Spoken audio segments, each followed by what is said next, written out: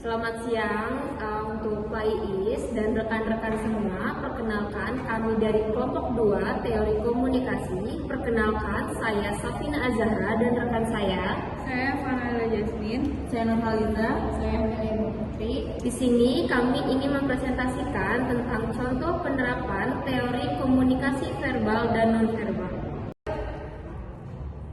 komunikasi verbal, penyampaian pesan melalui kata-kata baik lisan maupun tulisan, proses pertukaran informasi atau pesan melalui kata-kata atau bahasa. Dalam komunikasi verbal, kata-kata memiliki peran utama dalam mengungkapkan pikiran, perasaan, ide, atau informasi di satu pihak ke pihak lainnya. Selanjutnya ada fungsi dari komunikasi verbal. Beberapa di antaranya yaitu menyampaikan informasi, yaitu komunikasi verbal digunakan untuk menyampaikan fakta, data, ide, dan pikiran kepada orang lain. Selanjutnya membangun hubungan, yaitu komunikasi verbal yang baik dapat meningkatkan kepercayaan dan loyalitas serta menciptakan hubungan yang positif antar individu. Yang selanjutnya menjelaskan, yaitu komunikasi verbal membantu menjelaskan konsep yang rumit, memberikan instruksi atau menyampaikan pendapat. Yang terakhir meningkatkan kejelasan, yaitu komunikasi verbal membantu memastikan bahwa pesan yang disampaikan dipahami dengan baik oleh penerima. Kemudian ada manfaat dari komunikasi verbal. Yang pertama, ada mendukung kolaborasi dan kerja tim, yaitu yang pertama dalam konteks profesional, komunikasi verbal sangat penting untuk koordinasi, pertemuan tim, dan pembagian tugas. Yang kedua, mencegah kesalahpahaman yang bisa terjadi jika hanya mengandalkan komunikasi nonverbal. Selanjutnya ada memungkinkan umpan balik langsung, yaitu yang pertama dalam komunikasi verbal kita bisa langsung melihat reaksi lawan bicara dan merespon dengan cepat. Yang kedua, membantu membangun pemahaman dua arah. Dan yang terakhir, ada meningkatkan kemampuan negosiasi dan persuasi, yaitu dengan pilihan kata dan nada yang tepat, komunikasi verbal efektif untuk memengaruhi orang lain atau menjelaskan sudut pandang. Selanjutnya, contoh penerapannya yaitu yang pertama komunikasi lisan. Percakapan tatap muka yaitu obrolan langsung antara dua orang atau lebih, seperti saat berbincang dengan teman atau keluarga.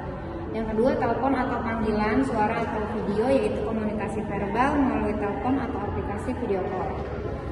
Yang kedua, komunikasi tertulis yaitu surat merupakan komunikasi verbal tertulis yang menyampaikan informasi melalui tulisan. Selanjutnya, email merupakan komunikasi verbal yang disampaikan melalui pesan elektronik.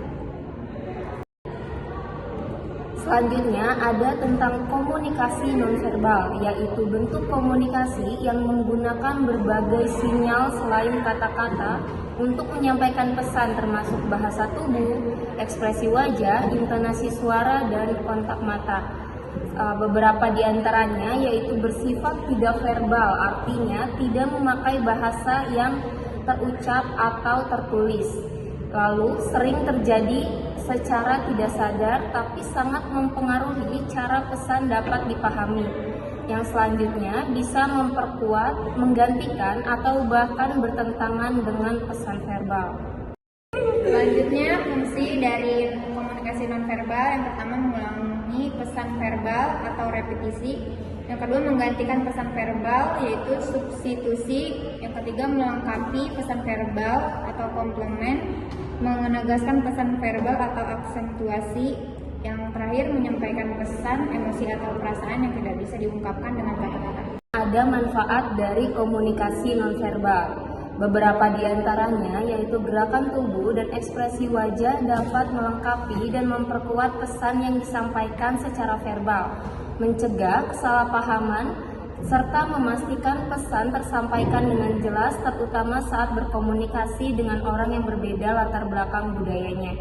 Karena pasti kita akan berkomunikasi dengan orang yang latar belakangnya itu berbeda-beda. Kita kan nggak tahu nih karakter orangnya seperti apa, terus juga dia tuh wataknya seperti apa. Nah, itu cara komunikasinya berbeda-beda menyesuaikan dengan siapa kita berkomunikasi.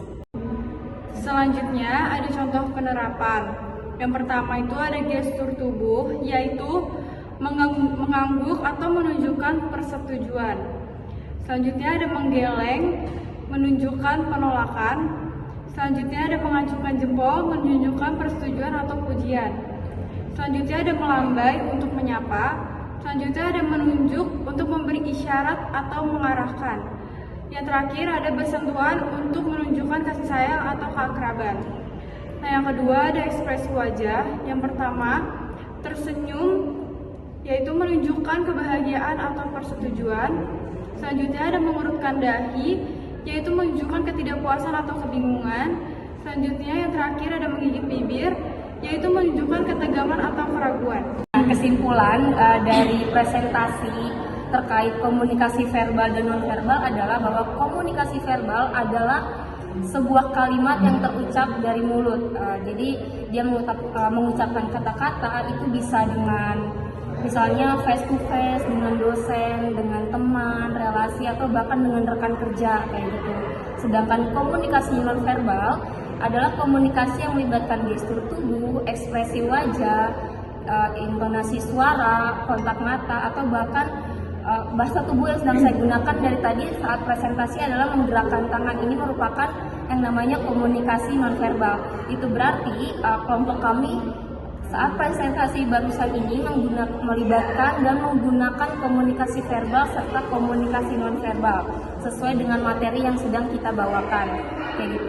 Bahwa intinya komunikasi nonverbal ini tidak menggunakan kalimat, tidak menggunakan kata-kata, tapi menggunakan bahasa tubuh yang mungkin akan dimengerti oleh orang lain, kayak gitu. Mungkin dengan teman-teman yang ada kekurangan, tidak bisa berbicara atau dan lain sebagainya seperti itu. Kalau yang verbal jelas kita adalah face to face seperti itu. Sekian dari kelompok 2, dari kelompok kami. Saya Safina Azahra, Dan saya Amelia Buah Fitri. Saya Nurah Haliza. Saya Manara Jasmine. Kami dari kelompok 2 komunikasi nonverbal dan komunikasi verbal dari mata kuliah teori komunikasi mengucapkan terima kasih kepada Pak Is dan rekan-rekan semua karena atas perhatian dan dukungannya pada presentasi kami hari ini. Kami pamit undur diri, selamat siang dan terima kasih.